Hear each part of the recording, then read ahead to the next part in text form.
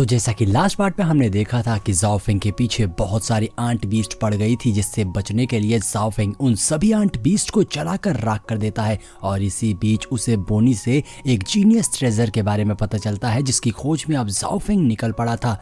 और अब एपिसोड की शुरुआत होती है ज़ाओफेंग और बोनी को एक जंगल में दिखाते हुए, जहां पर वो लोग उसी ट्रेजर के पास पहुंच गए थे जिसके बारे में बोनी ने बात करी थी। और वो था एक स्पिरिचुअल फ्लावर जिसके अंदर बहुत सारी एनर्जी थी और उसे खाने के बाद कोई भी कल्टीवेटर अपनी पावर्स को कई गुना बढ़ा सकता है। लेकिन यहाँ पर प्रॉब्लम ये थी कि ज़ाओफेंग का लेवल इस वक्त बहुत कम है और अगर उसने उस स्पिरिचुअल फ्लावर को खाने की गलती करी तो इससे उसका पेट खराब हो जाएगा। बोनी उसे पहले ही वार्न कर देता है, लेकिन वो सोचता है चाहे जो हो मुझे इस स्पिरिचुअल ग्रास को तो लेना ही होगा, क्योंकि इससे मैं अपने लेवल को बहुत ज्यादा इंक्रीज कर सकता हूँ। ऐसा कहते हुए ज़ाओफेंग उस फ्लावर के पास पहुंच जाता है और जड़ से उसे खोदना शुरू कर देता है और उस फ्लावर को बाहर निकालने लग जाता है। लेकिन तभी अचानक से वहां पर एक वार्निंग का साइन आता है, जिससे बोनी समझ जाता है कि यहाँ पर खतरा है। वहां पर एक वार्निंग आती है जो सिस्टम उसे बताता है कि यहाँ पे आसपास में एक ब्लैक लॉयन स्पिरिचुअल बीस्ट है। और अब उसका नाम सुनकर बोनी बहुत ज्यादा डर गया था, क्योंकि बोनी को पहले से उस लॉयन बीस्ट के बारे में पता होता है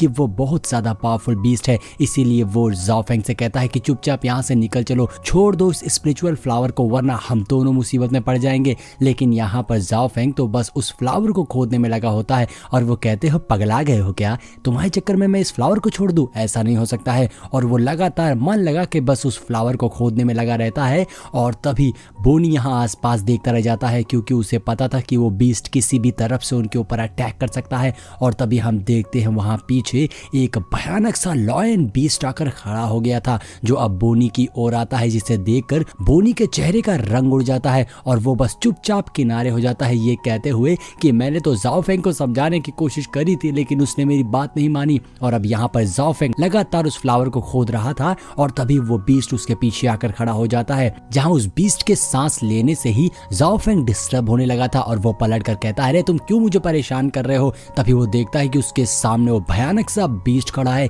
जिसे देखकर ज़ाओफेंग डर जाता है और नीचे गिर पड़ता है, जिस पे बोनी उससे कहता है कि क्या हो गया, रुक क्यों गए, खोदते रहो। तो इस बात पर ज़ाओफेंग बोनी पर चिल्लाते हुए कहता है कि इस जंगल में इतना भयानक मॉन्स्टर है, तुमने मुझे इसके बारे में पहले क्यों नहीं बताया। जिस पर बोनी कहता है मैंने तो बताया था लेकिन तुमने मेरी बात नहीं सुनी, लेकिन अभी भी हमारे पास मौका है, चलो यहाँ से भाग चलते हैं। लेकिन ज़ाओफेंग कहता है नहीं, हम यहाँ से नहीं जाएंगे, अगर मैंने इस मॉन्स्टर को मार दिया तो मेरी कॉम्बैट स्किल बहुत ज्यादा बढ़ जाएगी, इसीलिए मैं इससे फाइट करूंगा। ऐसा कहते हुए ज़ाओफेंग अपनी स्वॉर्ड फॉर्मेशन को क्रिएट करके उस बीस्ट के ऊपर अटैक कर देता है। लेकिन हम देखते हैं कि उससे उस बीस्ट को रत्ती सा भी फर्क नहीं पड़ता है। अब ये देखकर ज़ाओफेंग के तो होश उड़ गए थे और वो बोनी से कहता है मुझे लगता है कि तुमने जो पहले आइडिया दिया था यहाँ से भागने का वो बिल्कुल सही था। ऐसा कहते हुए वो वहां से भागना शुरू कर देते हैं, लेकिन अब वो बीस्ट उनके पीछे पड़ गया था और उनके ऊपर हमला करने लगता है। वो बीस्ट एक के बाद एक एनर्जी अटैक कर रहा था, जिससे बचकर ज़ाओफेंग भाग रहा होता है और तभी ज़ाओफेंग वहीं गिर जाता है और उसके पिछवाड़े में दर्द होने लगता है। वो कहता है अब तो गए काम से। वो बोनी से कहता है प्लीज हमें बचाओ, कुछ तो करो। जिस पर बोनी उससे कहता है तुम्हारे पास एक लक पॉइंट है, तुम चाहो तो उसे इस्तेमाल कर सकते हो। जिस पे ज़ाओफेंग जल्दी से उस पॉइंट को कंज्यूम कर लेता है, क्योंकि वो मॉन्स्टर उसके काफी ज्यादा करीब पहुंच गया था।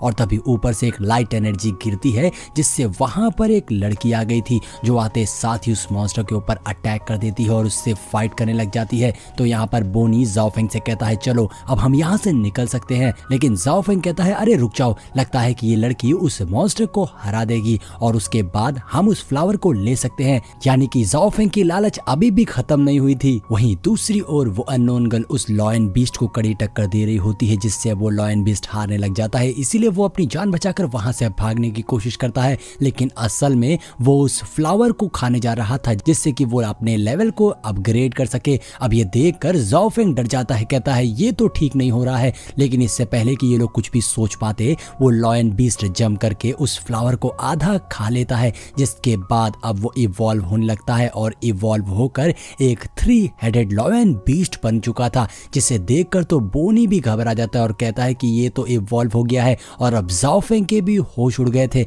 वहीं वो अननोन गर्ल ऊपर खड़ी ये सब देख रही होती है। नीचे से ज़ाओफेंग कहता है कि इसको इवॉल्व मत होने दो, लेकिन वो अननोन गर्ल कहती है कि तुम चुप रहो, मुझे तुम्हारे एडवाइस की कोई जरूरत नहीं है। अब वो अननोन गर्ल एक और स्वॉर्ड फॉर्मेशन क्रिएट करती है और उस 3 हेडेड लॉयन बीस्ट के ऊपर अटैक कर देती है। लेकिन अब इवॉल्व होने के बाद वो लॉयन बीस्ट और भी ज्यादा खतरनाक हो गया था, उसकी स्ट्रेंथ बहुत ज्यादा बढ़ चुकी थी और वो सीधा ही अननोन गर्ल की पावर्स के ऊपर हमला कर देता है और दोनों के कोलिजन होने से वहां एक भयानक धमाका हो गया था, जिसके बाद हम देखते हैं कि अननोन गर्ल बुरी तरीके से इंजर्ड हो गई थी और नीचे जा गिरी थी। ये देखकर बोनी समझ गया था कि अब वो अननोन गर्ल उस बीस्ट से नहीं जीत पाएगी, इसीलिए वो जाओ फेंग से कहता है कि चलो हम यहाँ से निकल चलते हैं। लेकिन जाओ फेंग कहता है कि अगर हम यहाँ से निकल गए तो वो 3 हेडेड लॉयन बीस्ट इस अननोन गर्ल को मार देगा, इसीलिए हमें उसे प्रोटेक्ट करना होगा। जिस पर बोनी कहता है कि पगला गए हो, तुम्हारा दिमाग खराब है, तुम उस लॉयन बीस्ट को नहीं हरा सकते हो, तुम्हारी स्ट्रेंथ अभी इतनी नहीं है। जिस पर जाओ फेंग कहता है लेकिन अगर मैंने इस बीस्ट को हरा दिया तो मेरी कॉम्बैट एक्सपीरियंस बहुत ज्यादा बढ़ जाएगा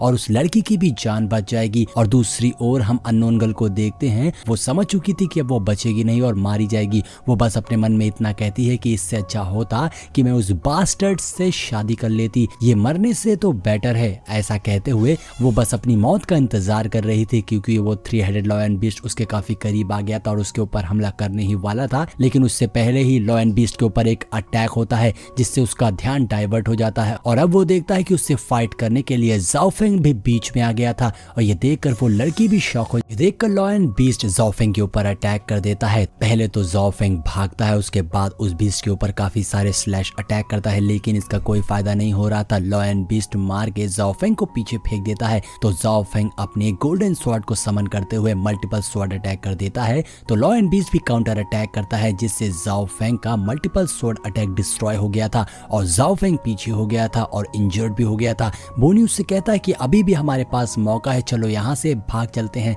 लेकिन जाओ फेंग उस लड़की को छोड़कर जाने के लिए राजी नहीं था। अब ये देखकर वो लड़की भी सोचती है कि जाओ फेंग उसके लिए फाइट कर रहा है। जाओ फेंग दोबारा से जंप करके बीस्ट के ऊपर अटैक करता है, लेकिन फिर भी उस बीस्ट को कुछ नहीं हो रहा था, क्योंकि उस फ्लावर को खाने के बाद वो बीस्ट बहुत ज्यादा पावरफुल हो गया था। वो एक बार फिर से जाओ फेंग को पीछे फेंक देता है। ऐसे ही एक के बाद एक जाओ फेंग कई सारे हमले करता है, लेकिन वो एक बार भी उस लॉयन बीस्ट को इंजर्ड नहीं कर पाता है और खुद इंजर्ड हो जाता है। ये देखकर अननोन गर्ल कहती है कि यहाँ से भाग जाओ वरना तुम भी मारे जाओगे। जिस पे जाओ फेंग कहता है तुम्हें मेरी फिक्र हो रही है, लेकिन कोई बात नहीं, मैं इस मॉन्स्टर को मारे बिना यहाँ से नहीं जाऊंगा। ऐसा कहते हुए वो एक बार फिर से मल्टीपल स्वॉर्ड से अटैक करता है, लेकिन एक बार फिर वो मॉन्स्टर जाओ फेंग को मार के पीछे फेंक देता है। और अब तो जाओ फेंग की पावर पूरी तरीके से एग्जॉस्ट हो चुकी थी, वो बहुत ज्यादा इंजर्ड हो चुका था, उसके अंदर लड़ने की भी ताकत नहीं बची थी। और वो मॉन्स्टर जाओ फेंग के पास पहुंच जाता है और उसके ऊपर अपना फाइनल एनर्जी अटैक करके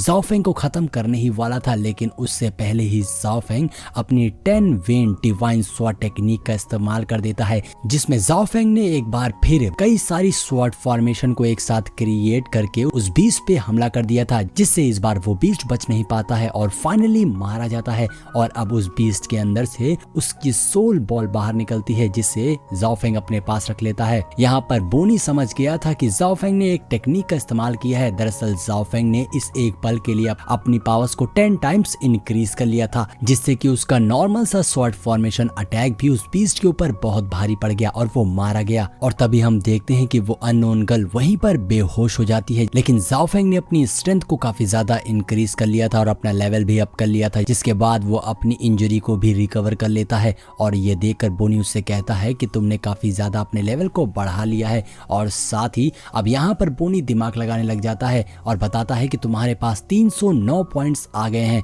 और साथ ही वो बताता है कि तुम्हारे पास जो पॉइंट्स हैं और तुम्हें जो उस पीस से सोल बॉल मिली है, तुम उससे चाहो तो मेरे पास से बहुत सारी चीजों को एक्सचेंज कर सकते हो, मेरे पास उसके लिए बहुत सारे ट्रेजर्स हैं। लेकिन जाओ फेंग जानता था कि वो सोल बॉल बहुत ज्यादा इंपॉर्टेंट है, इसीलिए वो अपने मेरिट पॉइंट और सोल बॉल को उन बॉक्सेस को खोलने में वेस्ट नहीं कर सकता है, जो कि मिस्टीरियस है, जिसके अंदर पता ही नहीं है जाओ फेंग को कि है क्या। इसीलिए वो उसे इग्नोर कर देता है। जिसके बाद जाओ फेंग वो फ्लावर बोनी को दे देता है, जिसे बोनी कन्वर्ट करके एक पिल में चेंज करके जाओ फेंग के हवाले कर देता है और जाओ फेंग उसे अपनी बॉडी में एब्जॉर्ब कर लेता है। और अब हम देखते हैं वहीं दूसरी ओर वो लड़की जो इंजर्ड हो गई थी, जाओ फेंग उसके पास जाता है और बोनी से कहता है कि तुम्हारे पास कुछ ऐसा है जिससे कि मैं इसको हील कर सकूं। जिस पे बोनी एक बार फिर अपना दिमाग लगाने लग जाता है और कहता है कि तुम्हारे पास जो मेरिट पॉइंट्स है तुम इन बॉक्सेस को उससे ओपन कर सकते हो सकता है इसमें कोई ऐसी पिल निकल आए जिससे कि मरे हुए को भी जिंदा किया जा सकता है। तुम चाहो तो ऐसा कर सकते हो, लेकिन इस बात पर अब ज़ाओफेंग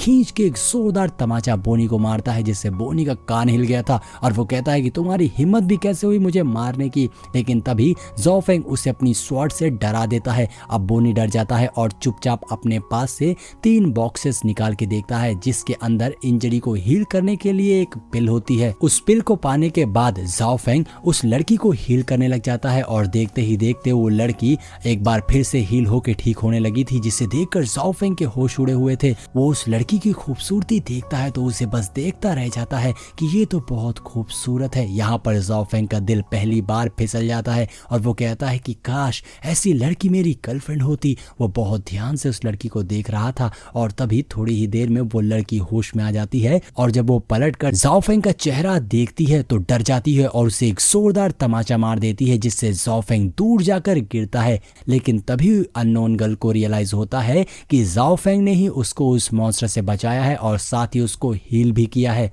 और इसी रियलाइजेशन के साथ में हमारा ये एपिसोड भी यहीं पर एंड हो जाता है। दोस्तों वीडियो पसंद आई हो तो लाइक जरूर करिएगा और अगर आपको इसका नेक्स्ट एपिसोड देखना है तो कमेंट करके मुझे जरूर बताइएगा। मिलते हैं नेक्स्ट वीडियो में।